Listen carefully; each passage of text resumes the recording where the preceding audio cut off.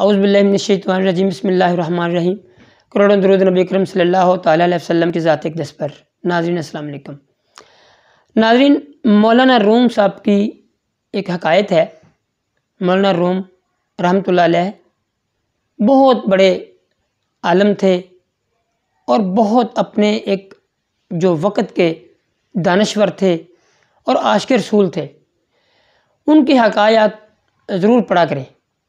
یہ ان کی حکایت کا ایک میں مفہوم پیش کر رہا ہوں کہ دو پرندے، وہ کوئی لوگ تشبیہ دیتے ہیں چڑی اور چڑیا سے اور چڑے سے، کچھ طوطا اور طوطی سے۔ بہرحال دو پرندے ایک درخت پر بیٹھے تھے، ایک آدمی آتا دکھائی دیا تو جو مادہ تھی آپ اس کو چڑیا سے تشبیہ دیتے ہیں۔ چڑیا نے چڑے سے کہا کہ ہم اڑ جاتے ہیں، یہ ہمیں مار دے گا۔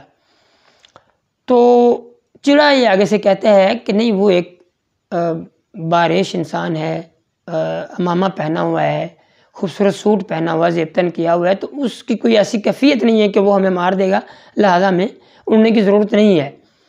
مگر تھوڑی دیر بعد ایسا ہوتا ہے کہ فائر آتا ہے یا اس کا جو بھی اس وقت کا شکار کے حوالے سے بات جو بھی معاملہ ہوگا، چڑا مر جاتا ہے۔ وہ اپنی بندوق نکالتا ہے یا اپنا جو بھی، وہ چڑے کو مار دیتا ہے۔ تو چڑیا جو ہے بادشاہ وقت کے پاس شکایت لے کر پہنچ جاتی ہے۔ بادشاہ وقت جو ہے وہ چڑیا کی فریاد سنتا ہے، اس کو سچا قرار دیتا ہے اور اختیار دیتا ہے کہ آپ اس شکاری کو یا اس بندے کو جو سزا دینا چاہتی ہیں آپ سزا دے دیں۔ اختیار چڑیا کو دے دیا۔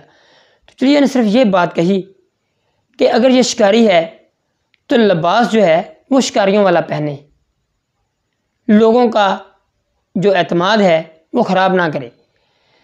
تو یہ حکایت بڑی خوبصورت ہے، میں شاید اس طرح بیان نہیں کر سکا ہوں گا جو کہ اس کی اصل روح ہے، مگر میں نے صرف بتانے کے لیے یہ کوشش کی ہے کہ آج کل جو عمران خان صاحب کا امیج ہے، جو ان کی شخصیت کا تأثر ہے، وہ پاکستانی قوم کے اندر سے زائل کیوں ہو رہا ہے۔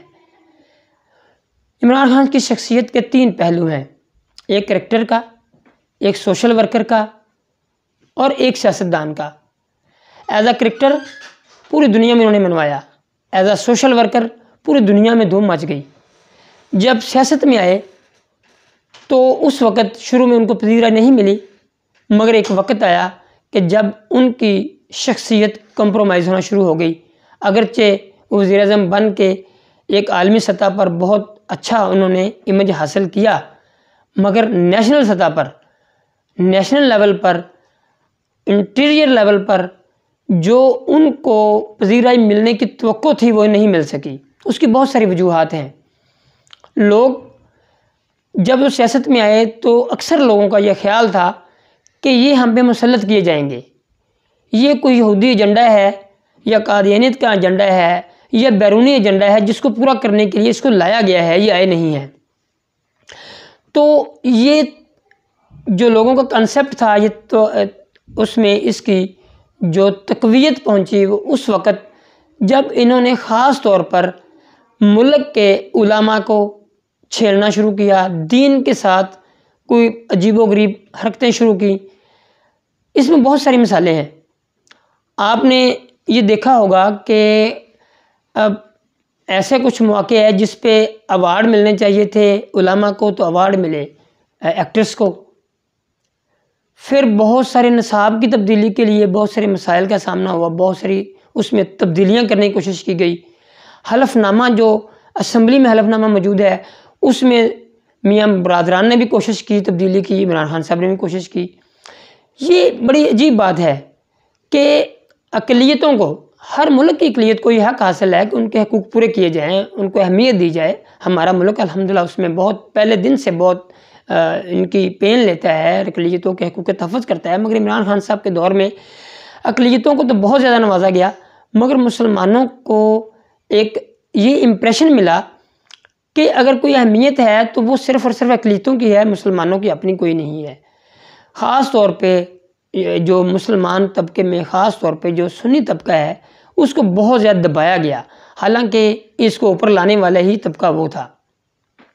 تو ایک تو یہ چیزیں ہیں جو میں سمجھتا ہوں کہ جس کی وجہ سے کہ عمران خان صاحب کو لوگ سمجھتے ہیں، کیونکہ پھر اس کے بعد انہوں نے کنٹینر پر کی تقریریں کچھ ایسی کی جس کا آنے والے وقت میں جو پورا نہیں کر سکے، امیج خراب ہوا بہت زیادہ۔ اگر بیرونی سطح پہ یا اگر ہم یہ دیکھیں کہ جو اگر اس عمران خان صاحب کو کوئی پذیرائی انٹرنیشنل لیول پہ ہے یا ہمیں جو ہمارے خارجہ امور ہیں اس میں ہے، تو اس میں شاہ محمود قریشی صاحب کا بہت بڑا رول ہے۔ وہ تجربہ کار بہت سارا عرصہ پہلے بھی یہ رہے ہیں، مگر انٹرنل لیول پر ان کے جتنے مشیر ہیں وہ ذاتی مفادات کو مد نظر رکھتے ہیں، اس کے مطابق عمران صاحب خاص مشورہ دیتے ہیں، اس کے مطابق اپنے فیصلے کرواتے ہیں، جس کی وجہ سے عمران خان صاحب کو ناکامی ہے اندرونی سطح پر۔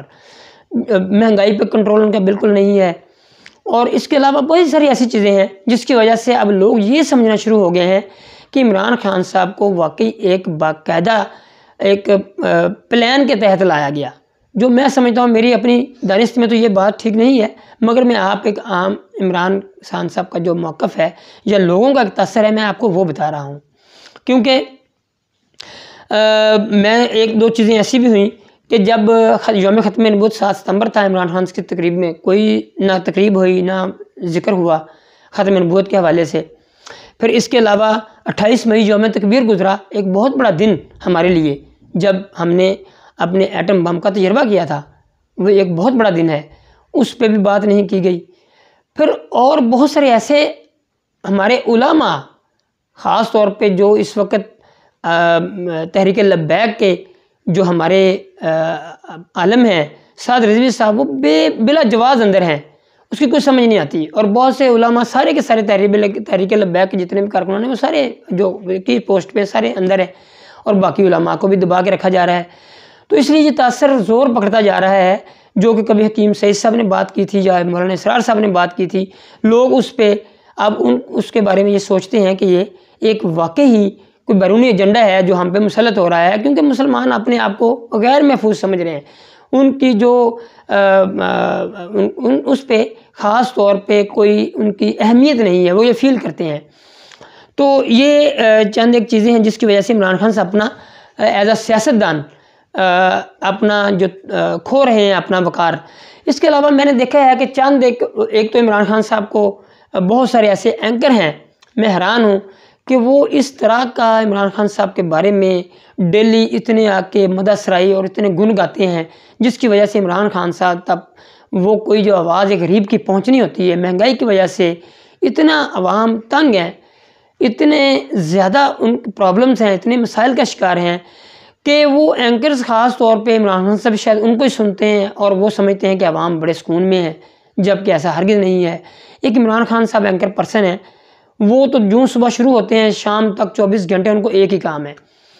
اس کے علاوہ اسامہ غازی صاحب ہیں، وہ بیٹھیں گے، وہ ڈالر آ گئے، تیل نکل آیا، بھئی تیل تم کو زمین سے نکلتا تو نظر آ رہا ہے، جو عوام کا مہنگائی کی وجہ سے نکلتا ہے اس کو بھی پلیز آپ تھوڑا سا پریزنٹ کریں آگے عمران خان صاحب کے پاس۔ صابر شاکر صاحب ہیں، حسن نثار صاحب ہیں، ماشاءاللہ بہت اچھے انسان، بڑے تجربہ کار ہیں، میں حیران ہوں کہ وہ بھی ان کو بھی کوئی وہ لگے رہتے ہیں۔ آپ کائنڈلی عوام کی اپنی آواز بھی تو ان تک پہنچائیں عمران خان صاحب، تب کیوں مطلب آپ لوگ ان کو مس گائیڈ کر رہے ہیں؟ میں آپ لوگوں سے درخواست کرتا ہوں کہ عوام کی جو چیخیں ہیں، جو ان کی پریشانیاں ہیں، ان کو بھی بیان کیا کریں۔ آپ بیرونی ایسی باتیں رہ کے ڈسکس کر رہے ہوتے ہیں جن کا عام آدمی کو کوئی فائدہ نہیں ہوتا۔ عوام کو فائدہ صرف اس وقت ہوگا جب آپ کوئی ایسی بات کریں گے جس کا ڈائریکٹ عوام کو فائدہ ہوگا، نہ کہ آپ کوئی نہ کوئی ایسا ایک کہانی لے کے بیٹھ جاتے ہیں جس میں صرف عمران خان صاحب پہ اپنی تعریفیں کرنی ہوتی ہیں۔ ہم بھی کرتے ہیں، اچھے انسان ہیں، ٹھیک ہے، سب کچھ کر رہے ہیں، مگر عوام کی آواز تو ان تک پہنچایا کریں۔ تو یہ میں سمجھتا ہوں کہ یہ وہ چیزیں ہیں جس کی وجہ سے عمران خان صاحب عوام کے اندر، پاکستانی عوام کے اندر اپنا ایز اے سیاستدان ناکام ہو رہے ہیں۔ ان کو آنے والے وقت میں جیسے کہ انہوں نے کچھ اچھے کام کیے بھی ہیں جن کی تفصیل میں بعد میں کبھی بتاؤں گا، ان کو چاہیے کہ عوام کا اعتماد حاصل کرنے کے لیے مہنگائی پہ کنٹرول کریں، عوام کو اپنے عاشق رسول ہونے کا ثبوت دیں، مسلمانوں کے اندر یہ تاثر کریٹ کریں کہ میں آپ لوگوں کی رہنمائی کے لیے آیا ہوں، میں آپ لوگوں کے مضبوط کرنے کے لیے آیا ہوں۔ ابھی تک ہمارے عوام کو مہنگائی کی صورت میں اور جو تاثر ہمارے جو نظریات پر اٹیک کر کے عمران خان صاحب اپنا وقار کھو رہے ہیں، ابھی بھی وقت ہے کہ اس کو بحال کر سکتے ہیں۔ آپ کا بہت بہت شکریہ۔